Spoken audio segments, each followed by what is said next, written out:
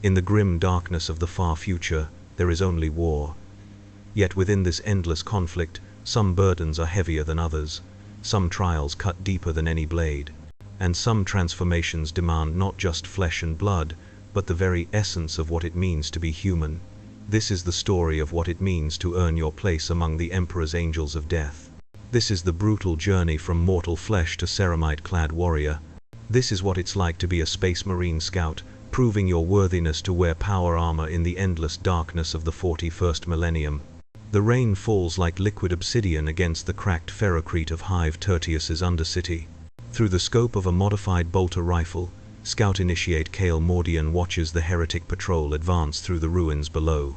His finger rests against the trigger, steady despite the weight of expectation crushing down upon his shoulders. 3 years of training, 3 years of proving himself, and still he wears nothing but carapace armor and the burning desire to be worthy of something greater. The Vox crackles in his ear, Sergeant Voss's voice, hard as adamantium and twice as unforgiving. Target the leader, Scout. Make it count. The Emperor protects, but marksmanship protects better. The words carry the weight of 10 millennia of warfare, spoken by one who has earned the right to wear sacred ceramite through rivers of enemy blood. Kale's breath mists in the cold air as he steadies his aim. This is more than just another mission. This is another test, another opportunity to prove that he deserves to stand alongside the battle brothers of the Crimson Fists chapter. Every shot must be perfect.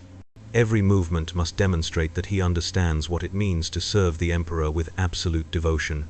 The bolt round takes the heretic leader in the head, explosive mass-reactive tip painting the wall behind him in arterial crimson. The remaining cultists scatter like vermin exposed to light, and Kale allows himself a moment of grim satisfaction. Another enemy of the Imperium dead. Another small step toward earning the sacred armor that represents everything he has trained to become. But worthiness in the Emperor's service is not given freely. It must be carved from flesh, bone, and unwavering faith, one trial at a time. The path to becoming a Space Marine scout begins in the recruitment chambers of the Fortress Monastery, where mortal boys are transformed into something far more than human. The Crimson Fists, like all loyal chapters of the Adeptus Astartes, draw their recruits from the most promising candidates across their recruiting worlds. These are not ordinary children, for they are survivors, fighters, those who have already proven their worth through deed and determination. Kale remembers his own recruitment from the gang wars of Rin's World's Underhive. At 14 Terran Standard years, he had already killed 6 men in defense of his settlement. When the chaplains came searching for new blood, he stood tall among the aspirants, unflinching under their skull-faced gaze. The genetic compatibility tests, the psychological evaluations, the brutal trials that separated the worthy from the weak, all led to this moment. Kneeling before Chapter Master Pedro Cantor as he accepted the honor of serving in the 10th Company. The Scout Company represents the future of every Space Marine chapter. These neophytes, their bodies already enhanced with some of the sacred gene seed organs, serve a dual purpose.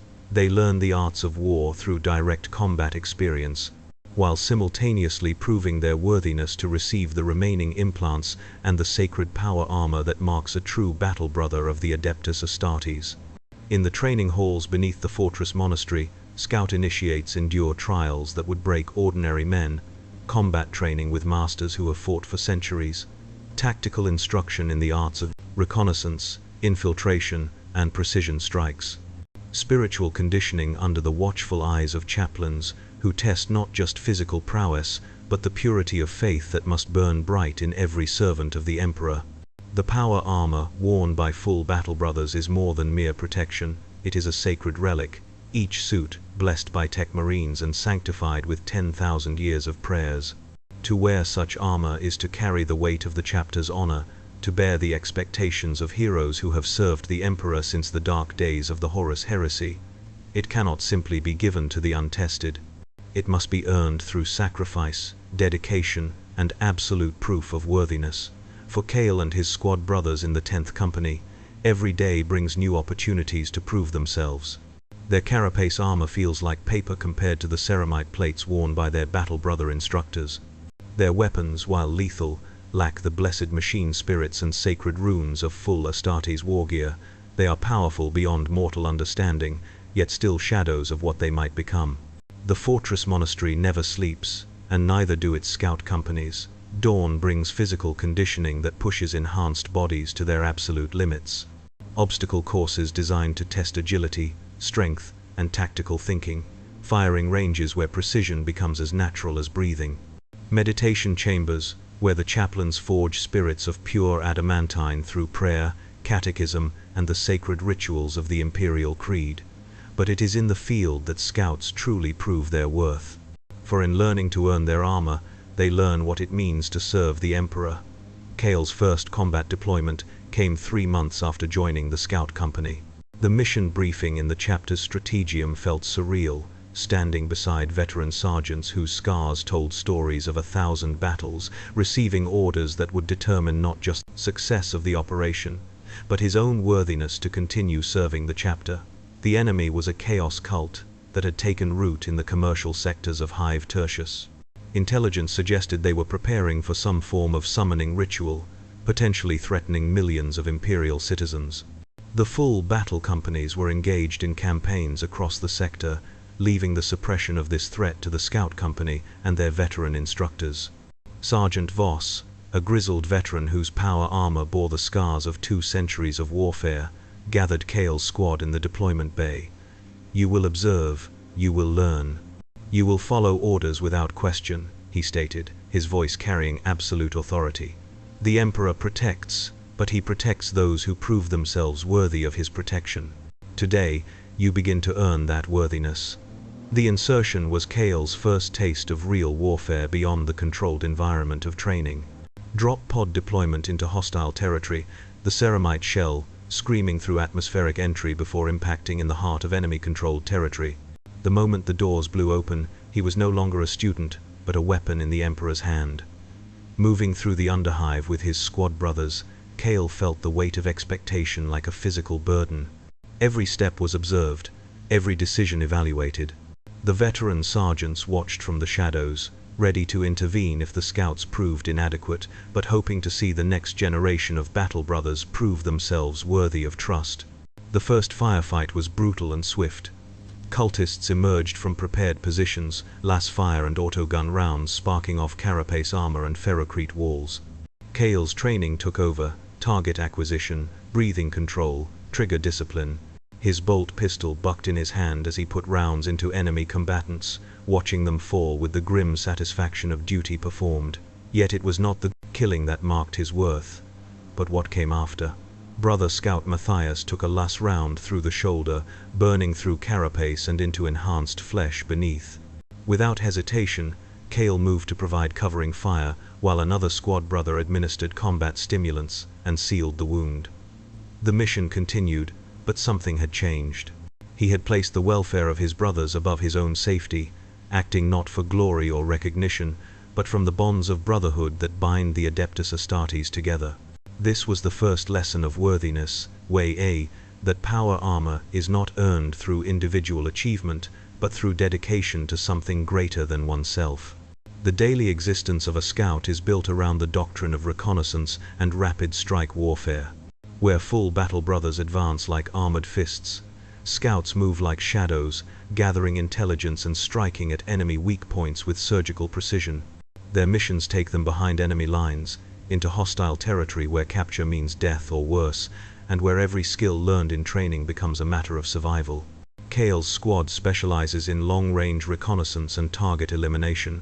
Their days begin before dawn with physical conditioning designed to maintain their enhanced physiology at peak efficiency. Modified push-ups that would cripple normal humans, endurance runs across terrain that changes daily to prevent adaptation, combat drills with weapons ranging from combat knives to heavy bolters. Breakfast is a carefully calculated mixture of nutrients designed to fuel their enhanced metabolism. Even eating becomes a lesson in discipline, NBC, portion control, proper nutrition, the understanding that their bodies are weapons to be maintained rather than vessels for pleasure. The fortress monastery's apothecaries monitor every aspect of their physical development, ensuring that the gene seed implants are integrating properly and that their bodies are preparing for the final transformation into full battle brothers. Tactical instruction occupies the morning hours. Map reading, terrain analysis, enemy identification, weapons maintenance. Brother Sergeant Voss conducts these sessions with the precision of a master craftsman, his centuries of experience distilled into lessons that could mean the difference between mission success and catastrophic failure. The Emperor gave you enhanced reflexes and improved strength. He reminds them daily, but he also gave you a mind. Use it, or die forgotten in some nameless battlefield. The afternoon brings practical application. Live fire exercises in environments that simulate every possible combat scenario. Urban warfare in mock-ups of hive cities. Wilderness survival in the hostile environments surrounding the fortress monastery. Zero-gravity combat in chambers designed to prepare them for boarding actions and void warfare. Each exercise pushes them further, demands more, tests the limits of their enhanced capabilities. But it is the evening instruction that truly shapes their souls. Chaplain Mendros, his skull-faced helm a reminder of the mortality that all servants of the Emperor must transcend, leads them in prayers and catechisms that forge spirits of pure adamantine. The Imperial Creed becomes more than doctrine, nor fiver, it becomes the foundation of their existence, the unwavering faith that will sustain them through battles yet to come. What is your purpose? The chaplain demands, his voice echoing through the chapel chamber. To serve the Emperor. Comes the response, spoken in unison by voices already deepening from the enhanced larynx implant. What is your duty? To die in his service. What is your reward? To prove ourselves worthy of his trust. The ritual words carry weight beyond their simple meaning. They represent the transformation from mortal concerns to something far greater. ICA, the absolute dedication to humanity's survival that marks every true servant of the Golden Throne. Between formal instruction and combat operations, Kale and his squad brothers form bonds that will last centuries. In the dormitories of the Scout Company, they share stories of their recruitment, their fears, their determination to prove themselves worthy. These conversations, conducted in whispers after lights out, forge the brotherhood that is perhaps the most sacred aspect of Space Marine culture. Brother Scout Matthias came from the feral tribes of Rin's world's northern continent. His recruitment tale involves single-handedly hunting a great predator that had been terrorizing his village. Brother Scout Thane emerged from the Underhive gangs, his tactical acumen already evident in the way he had united rival factions against a common threat. Each brings different skills, different perspectives, but all share the burning desire to earn their place among the Emperor's chosen. Yet, it is in the crucible of actual combat that these bonds are truly tested and forged into something unbreakable. The reconnaissance missions grow more dangerous as Kale's squad proves their competence. What begins as simple observation and intelligence gathering evolves into direct action operations against increasingly sophisticated enemies. Chaos cultists give way to heretic PDF units. Small-scale insurgencies become full military campaigns. With each mission, the stakes grow higher, and the pressure to prove worthiness intensifies. But shadows can only hide so much, and eventually, even ghosts must face the light. Sleep offers no refuge when every dream is haunted by the weight of unproven worth. In the quiet hours before dawn, Kale lies on his narrow cot and stares at the ceiling of the scout dormitory, his enhanced hearing picking up the breathing of his squad brothers around him. Some speak in their sleep, fragments of prayers, tactical assessments, sometimes just the names of fallen comrades from training exercises gone wrong. The pressure is constant, grinding, inescapable. Every action is observed and evaluated. Every decision carries the weight of potential failure. The veteran sergeants watch with eyes that have seen empires rise and fall, judging whether these neophytes possess the qualities necessary to wear the sacred armor of the Adeptus Astartes. Failure is not just personal disappointment, it is the loss of everything that gives meaning to existence. Those who cannot meet the standards of the Scout Company face servitude in the chapter's support units, forever marked as inadequate to join the ranks of battle brothers. Some volunteer for penitent missions, seeking death in the Emperor's service rather than live with the shame of unworthiness. Others simply disappear into the vast bureaucracy of the fortress monastery, their dreams of glory replaced by the grinding reality of mundane service. Kale has watched 3 members of his original training cadre fail to measure up. Brother Scout Aldrin broke during a particularly brutal survival exercise, his spirit shattered by the constant pressure and physical demands. He now serves in the chapter's archives, cataloging battle reports and maintaining records with the dedication of the defeated. Brother Scout Karen suffered a catastrophic equipment failure during a live-fire exercise, his enhanced physiology insufficient to save him from his own bolt round's detonation. His gene seed was recovered and returned to the sacred repositories, but his dreams of power armor died with him in the training chambers. Most recently, Brother Scout Vex was dismissed from the Scout Company for questioning orders during a combat operation. His tactical assessment proved correct, imprecise. The mission parameters were flawed and led to unnecessary casualties among supporting Imperial Guard units. But his failure to trust in the wisdom of his superiors marked him as unsuitable for the absolute obedience required of a battle brother. He now serves in the motor pool, maintaining vehicles with the same enhanced reflexes that might have made him a devastating warrior. Each failure weighs on those who remain.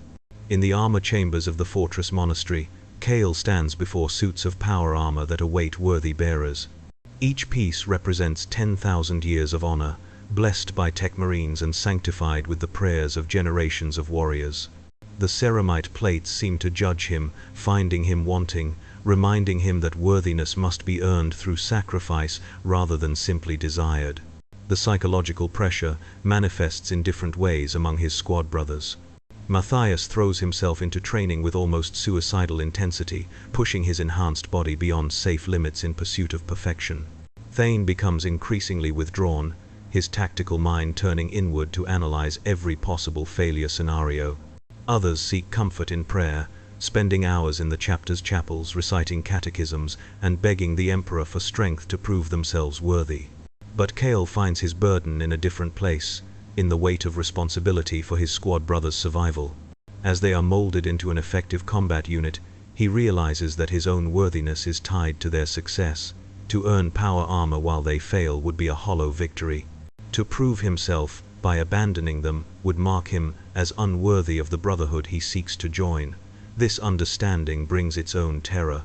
In seeking to become more than human, there is always the risk of losing the humanity that makes the struggle meaningful. The gene seed modifications enhance their bodies, but do not eliminate the capacity for doubt, fear, and the crushing weight of expectation. The chaplains speak of transcendence, of leaving mortal concerns behind in service to the Emperor. But in the quiet hours before dawn, Kale wonders if what they seek to transcend might be the very thing that makes them worth saving in the first place. The breaking point comes not in the training chambers or meditation halls of the fortress monastery, but in the burning ruins of an industrial complex where everything that can go wrong does so with catastrophic precision. The mission briefing had seemed routine: eliminate a chaos cult that had infiltrated the Manufactorum district of Hive Tertius's middle levels. Intelligence suggested a small group of heretics, led by a rogue preacher, estimated at no more than 30 cultists, with basic weapons and minimal training. Kale's squad would provide reconnaissance and target identification, while a full tactical squad of battle brothers conducted the primary assault.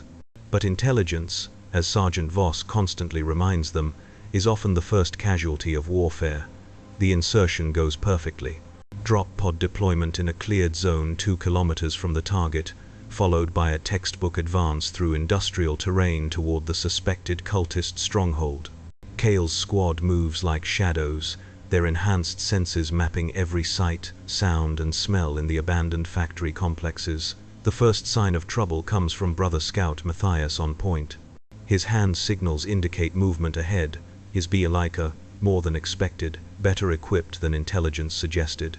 Through his scope, Kale observes figures in the crude power armor of Chaos Space Marines, their ceramite plates bearing the twisted symbols of the Dark Gods. The situation has just evolved from a simple cult suppression to something far more dangerous. Rogue Astartes, possibly survivors of the Iron Warriors warband that had been reported destroyed in the Rin's World campaign. Their presence explains the cultists' unusually effective organization and the sophisticated equipment that intelligence had failed to identify. Sergeant Voss's voice crackles through the Vox network, his tone grim with new understanding. All units be advised, enemy strength significantly greater than anticipated. Recommend immediate withdrawal for reinforcement and revised tactical assessment. But war rarely allows for the luxury of tactical revision. The enemy has detected their presence, and suddenly the industrial complex erupts in violence. Bolt rounds scream through the air, their mass-reactive tips detonating against ferrocrete walls and metal supports. Las fire from cultist weapons creates a deadly crossfire through the narrow passages between machinery. Brother Scout Thane takes the first hit, a bolt round through the chest that penetrates his carapace armor and detonates inside his enhanced ribcage. His scream cuts through the Vox network before his voice goes silent forever. Brother Scout Matthias tries to reach him, but comes under concentrated fire from a Chaos Space Marine wielding a combi bolter, forcing him to take cover behind a massive industrial cogitator.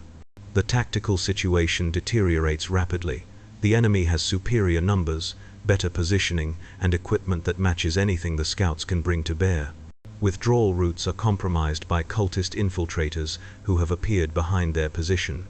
The supporting Battle Brother tactical squad is engaged with enemy forces in another sector and cannot provide assistance. Kale finds himself in command when Brother Scout veteran Aldrich takes a last round through the head, the beam penetrating his helmet's optical array and cooking his enhanced brain in an instant. Suddenly, the weight of decision falls on shoulders that have never carried such responsibility. 3 squad brothers look to him for orders that could mean the difference between survival and death, between proving their worth and dying forgotten in an industrial wasteland. The enemy is advancing through the machinery, using their superior armor and weapons to push forward despite the scouts' desperate resistance. Ammunition runs low with alarming speed, not PTP fix. Their bolt pistols and combat shotguns were never intended for sustained firefights against power-armored opponents. The Vox network carries increasingly desperate reports from other scout units engaged across the complex. Through his scope, Kale identifies the enemy commander, Ita Sho, a Chaos Space Marine whose ancient armor bears the heraldry of the Iron Warriors. This traitor has probably fought for 10,000 years, his experience measured in centuries rather than months. Against him stand 3 scout initiates whose combined age barely exceeds 6 decades, whose armor is carapace rather than ceramite, whose weapons are training tools compared to the blessed war gear of full battle brothers. The rational tactical decision is withdrawal. Preserve the unit, report intelligence on enemy strength and capabilities, allow the chapter's battle companies to return and prosecute the campaign with appropriate force. It is the decision that Sergeant Voss would make, the choice that centuries of experience would dictate. But Brother Scout Thane lies dying 10 meters away, his enhanced physiology keeping him alive despite wounds that would kill normal humans instantly. Brother Scout Matthias is trapped in a position where withdrawal would expose him to concentrated enemy fire. The cultists have civilian hostages, workers from the industrial complex who were in the wrong place when the heretics revealed themselves. In this moment, Kale understands what it truly means to earn power armor. It is not about individual achievement or personal glory. It is about making the choice to place duty, brotherhood, and the protection of innocence above personal survival. It is about proving that you possess the qualities that make someone worthy to wear the sacred ceramite of the Emperor's chosen. He makes the decision that will define not just his own fate, but the fate of his squad brothers and the civilians whose lives hang in the balance. Instead of withdrawing, he leads his remaining squad members in a desperate assault against superior odds, trusting in training, brotherhood, and the take-side his Emperor's protection to see them through. The charge across open ground toward entrenched enemy positions should be suicidal. Their carapace armor should provide insufficient protection against mass-reactive bolt rounds. Their weapons should be inadequate against the ceramite plates of Chaos Space Marines. By every tactical calculation, they should die in the first seconds of their assault. But they do not die. Enhanced reflexes allow them to dodge between the massive industrial machines that provide cover during their advance. Precise marksmanship puts bolt rounds through the vision slits and joint seals of traitor armor. Most importantly, they fight not as individuals seeking glory, but as brothers united in purpose and willing to die for each other. Brother Scout Matthias, freed from his trapped position by Kale's covering fire, flanks the enemy commander and places a perfectly aimed bolt round through the ancient warrior's reactor pack. The resulting explosion takes out half the enemy position and sends the remaining cultists fleeing in terror. Brother Scout Ferris, wounded but still functional, reaches Thane's position and administers combat stimulants that stabilize his condition long enough for extraction. The mission succeeds, but success comes with a price measured in more than blood and ammunition. In choosing to fight rather than withdraw, Kale has demonstrated the qualities that mark a true battle brother. But he has also learned that power armor, when finally earned, will come with responsibilities that make his current burdens seem light by comparison. In the Emperor's name, some prices can only be paid through sacrifice and absolute dedication to something greater than oneself. The ceremony takes place in the chapter's reclusium, beneath the watchful gaze of heroes whose deeds are carved into the ancient stone walls. Kale kneels before Chapter Master Pedro Cantor, his carapace armor removed for the final time, his enhanced body prepared to receive the sacred wargear that will mark his transformation from scout to battle brother. Brother Chaplain Mendros intones the litanies of armor binding, while Techmarine Valdez begins the sacred ritual of power armor integration. Each piece carries the weight of 10,000 years of honor, the ceramite plates blessed with sacred oils, the power pack sanctified with prayers to the machine god, the helmet's auto-senses calibrated to interface with his enhanced nervous system, the breastplate seals with a soft hiss of equalizing pressure, its machine spirit awakening to bond with the warrior who will carry it into battle. Sacred runes flicker to life across the armor's surface, each one representing a prayer for protection, a blessing for victory, a reminder of the duties that come with such power. The weight is tremendous, not just the physical mass of ceramite and adamantium, but the spiritual burden of representing everything the chapter stands for. As the helmet locks into place and his vision fills with tactical displays and targeting data, Kale feels the transformation complete. The enhanced strength that allows him to bear the armor's weight, the improved reflexes that let him move with fluid grace despite its bulk, the absolute certainty that he has finally earned the right to stand among the Emperor's chosen. But with the armor comes understanding of what he has truly gained, and what he has lost. The boy who began this journey in the underhive of Rin's world is gone forever, replaced by something far more than human. The capacity for doubt, fear, and weakness has been burned away in the forges of training and combat, leaving only absolute dedication to duty and the Emperor's will. Chapter Master Cantor's voice resonates through the helmet's vox systems, his words carrying the weight of absolute authority. Rise, battle brother Kale. Take your place among the Crimson Fists.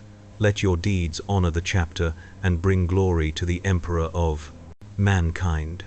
Standing for the first time in full power armor, Kale feels the weight of generations of heroes who have worn similar suits. The armor's machine spirit whispers tactical data and targeting information, but beneath that flow of data lies something deeper, his accumulated wisdom of warriors who have served for centuries, the spiritual presence of those who have proven their worth through deed and sacrifice. The power fist mounted on his left arm carries more than just the capability to crush enemy skulls, it bears the responsibility to protect those who cannot protect themselves.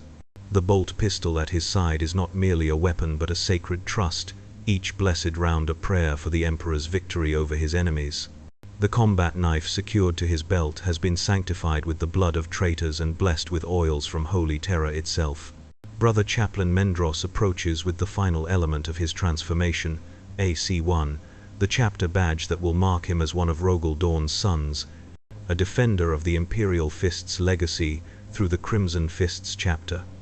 The installation is more than symbolic, it represents acceptance into a brotherhood that spans 10 millennia, connecting him to heroes of legend and binding him to warriors, yet unborn, who will carry on the chapter's traditions.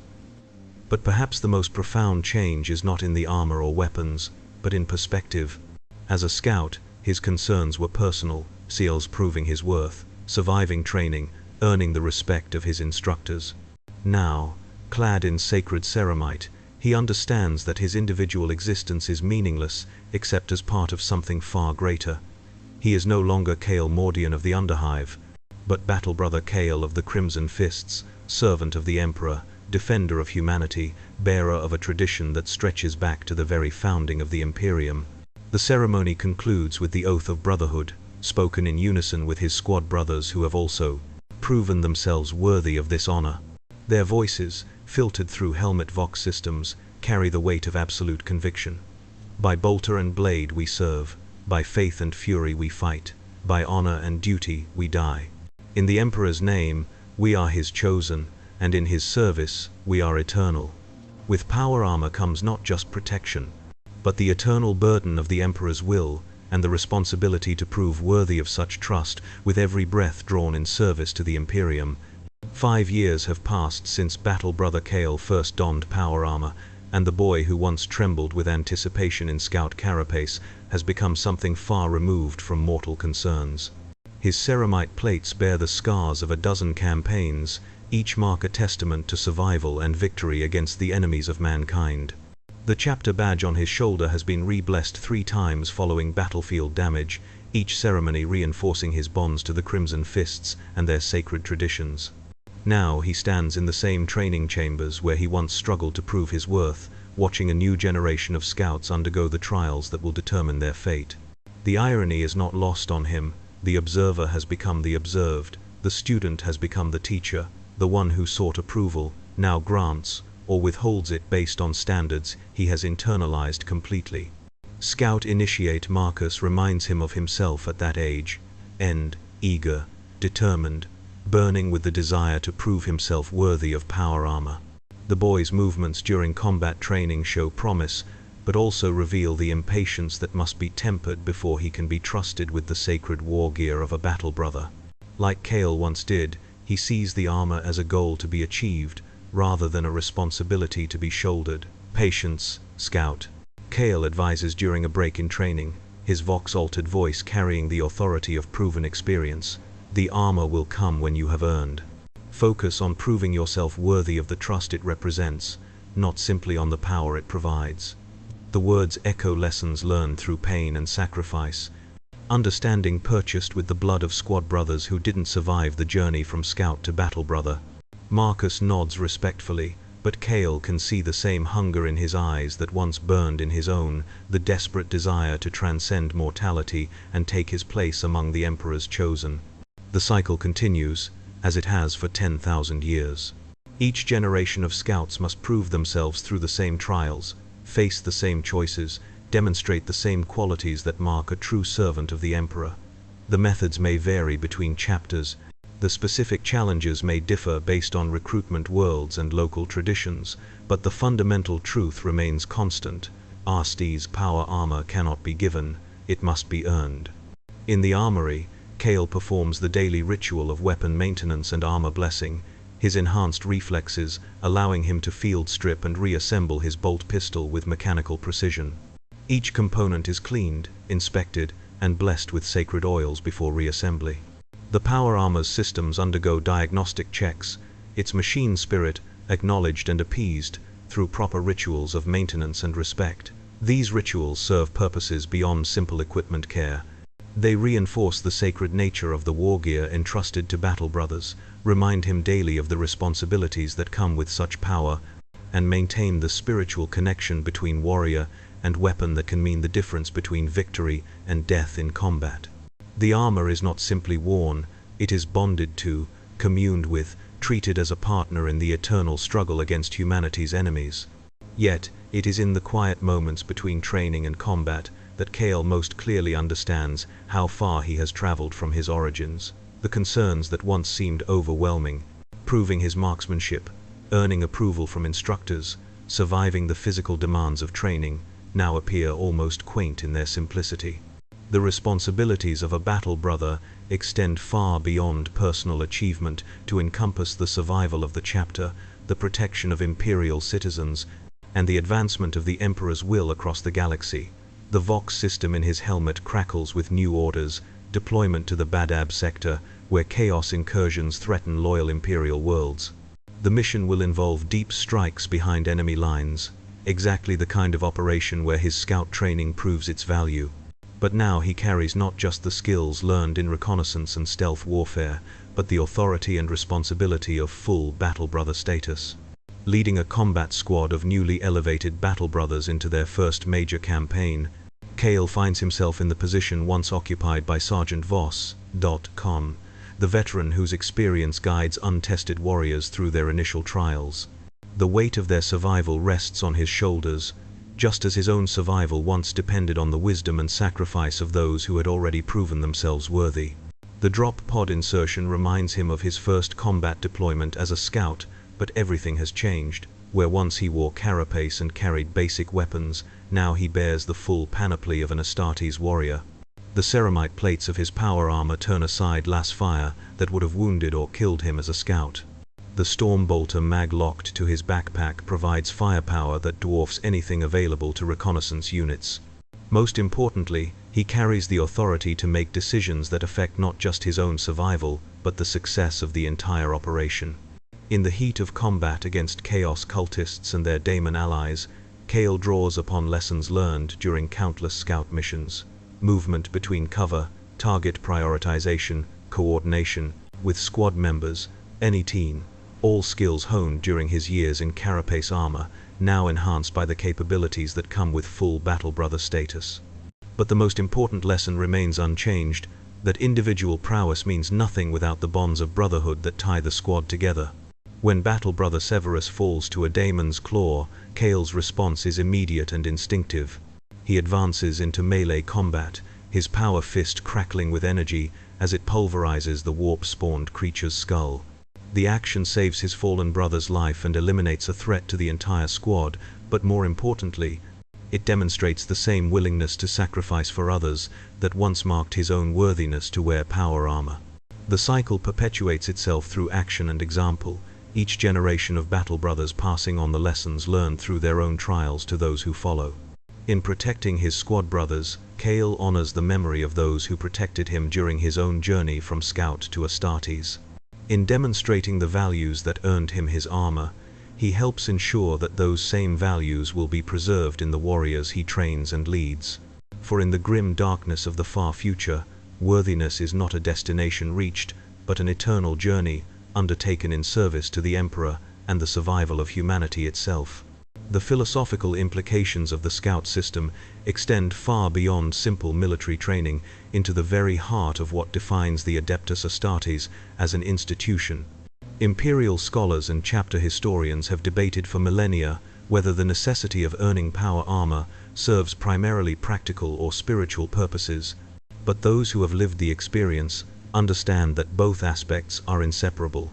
From a purely tactical perspective, the scout system ensures that only the most capable and dedicated individuals receive the expensive and irreplaceable equipment that defines a battle brother.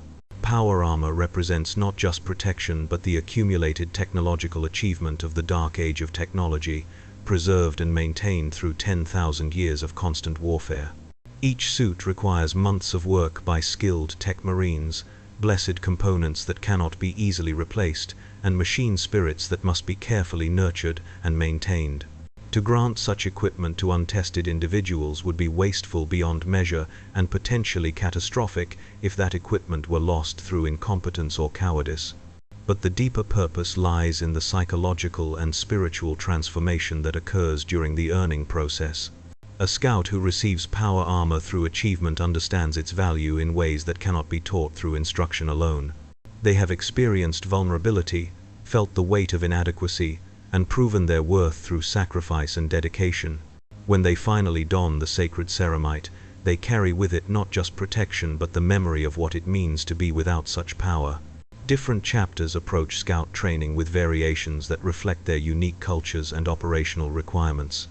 The Imperial Fists and their successors, including Kale's own Crimson Fists, emphasize siege warfare and defensive operations, their scouts learning to hold positions against overwhelming odds and find strength in brotherhood and shared sacrifice. The Raven Guard focuses on stealth and infiltration, their neophytes spending years perfecting the arts of reconnaissance and behind-the-lines operations before earning the right to stand in open battle. The Space Wolves, with their unique cultural heritage, treat the scout phase as a period of proving one's worthiness to join the pack through deeds of individual valor and loyalty to battle brothers. Their blood claws serve a similar function to traditional scouts, but approach the earning of power armor through the lens of their Fenrisian traditions of honor and glory in battle. The result is the same: warriors who understand that their equipment and status must be earned rather than simply granted. Perhaps the most extreme variation exists among the Iron Hands, where the earning of power armor is tied directly to the progressive replacement of flesh with blessed mechanical components. Their scouts must demonstrate not only tactical competence and spiritual purity, but also the willingness to embrace the weakness of flesh and seek strength through unity with machine spirits. The power armor they eventually earn is as much a fusion of warrior and technology as it is protective equipment. The symbolism extends beyond practical considerations into the realm of imperial theology and the nature of service to the emperor. Power armor cannot be inherited, purchased, or granted through political favor. It must be earned through demonstration of the virtues that the emperor himself embodied: sacrifice, dedication, protection of the innocent, and absolute commitment to humanity's survival. In requiring scouts to prove these qualities before receiving their armor, the chapters ensure that each battle brother understands their role not as a privileged elite, but as a servant bound by duty and honor. The psychological impact of the earning process creates bonds that extend far beyond simple unit cohesion. Scouts who undergo trials together, who save each other's lives during training and combat operations, who share the burden of proving themselves worthy, develop the kind of brotherhood that can sustain them through centuries of warfare. When they finally receive their armor in the same ceremony, blessed by the same rituals, they understand that their individual achievements are meaningless, except as part of something greater. This understanding proves crucial during the long years of service that follow. Battle brothers who remember their time as scouts, who recall the vulnerability and determination required to earn their armor, are less likely to fall to the pride and arrogance that can corrupt even the emperor's chosen. They carry with them the memory of mortality, the understanding that their power comes with responsibility, and the knowledge that worthiness must be continuously demonstrated rather than simply claimed. The mentorship aspect of the scout system creates an unbroken chain of tradition and wisdom that stretches back to the very founding of the Space Marine legions. Each veteran sergeant who trains scouts passes on not just tactical knowledge but the accumulated wisdom of generations of warriors. The lessons learned through blood and sacrifice become part of the chapter's institutional memory, preserved and transmitted through the bonds formed between teacher and student. Yet perhaps the most profound purpose of earning power armor lies in its role as a spiritual transformation rather than simply a practical achievement. The scout who finally dons ceramite plates is no longer the same individual who began the journey in carapace armor. They have been tested, refined, and proven worthy through trials that strip away everything unnecessary and leave only the essential qualities of an Astartes warrior.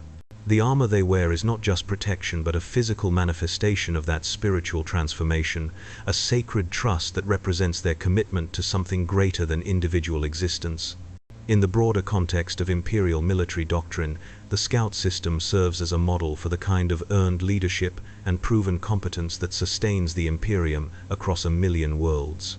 Unlike the hereditary nobility that often commands Imperial Guard regiments, or the political appointees who govern planetary systems, Space Marine leadership must be earned through demonstrated ability and proven dedication.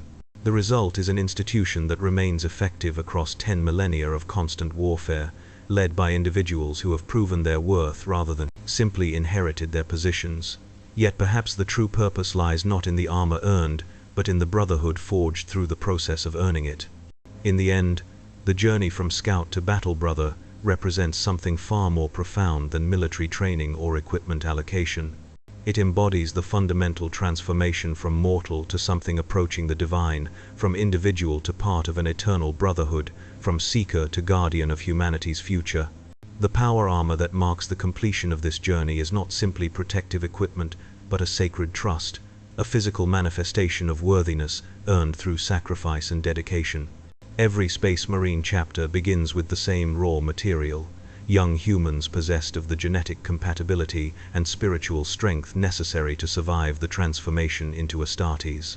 But it is the process of earning their place, of proving themselves worthy through trial and sacrifice, that creates the bonds of brotherhood and dedication that sustain the Adeptus Astartes across 10,000 years of constant warfare. Cale Mordian, now a veteran sergeant training his own scout squads, understands this truth in ways that no amount of theoretical instruction could provide.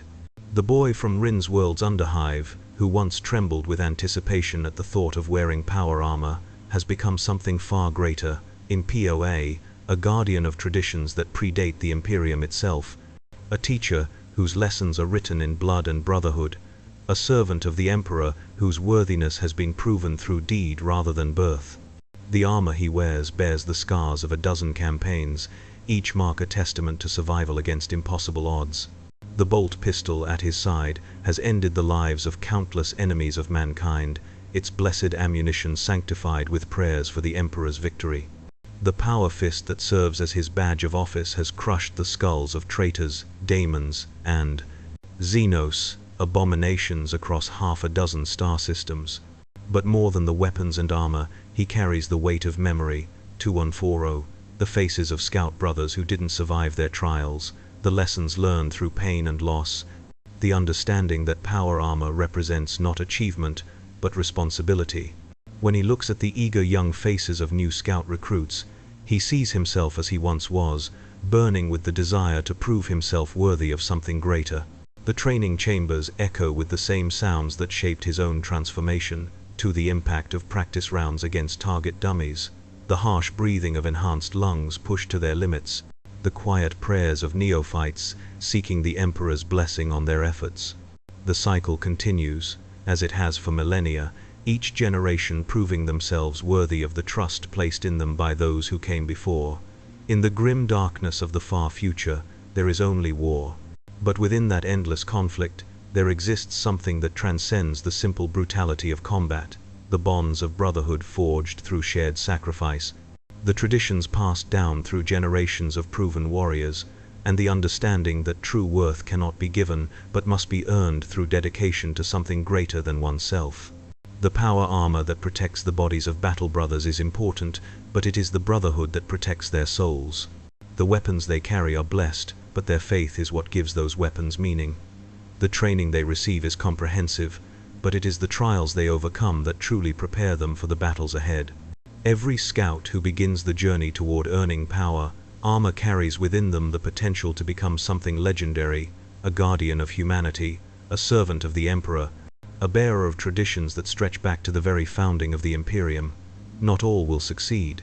Many will fall along the way, their gene seed recovered, and their sacrifice remembered, but their dreams of ceramite and glory ended forever. But those who do succeed, who prove themselves worthy through trial and sacrifice, who demonstrate the qualities that mark a true battle brother of the Adeptus Astartes, will carry forward the traditions and values that have sustained the Space Marines across 10,000 years of warfare. They will train the next generation, pass on the lessons learned through blood and brotherhood, and ensure that the Emperor's chosen remain worthy of the trust placed in them. For in the end, power armor is not just protection for the body, red'll end with a sacred trust, a physical manifestation of worthiness earned through sacrifice, and a reminder that some things in the universe are worth dying to protect. The scouts, who earn the right to wear it, understand this truth in ways that cannot be taught through instruction alone. They have lived it, bled for it, and proven themselves worthy of it through deed rather than birth. In the grim darkness of the far future, there is only war. But there is also brotherhood, earned one sacrifice at a time, and preserved through the eternal vigilance of those who have proven themselves worthy to serve as the Emperor's chosen guardians of mankind. The armor is earned, the brotherhood is eternal, and the watch continues, as it has for 10,000 years, and as it will for 10,000 more. In the Emperor's name, let none find them wanting.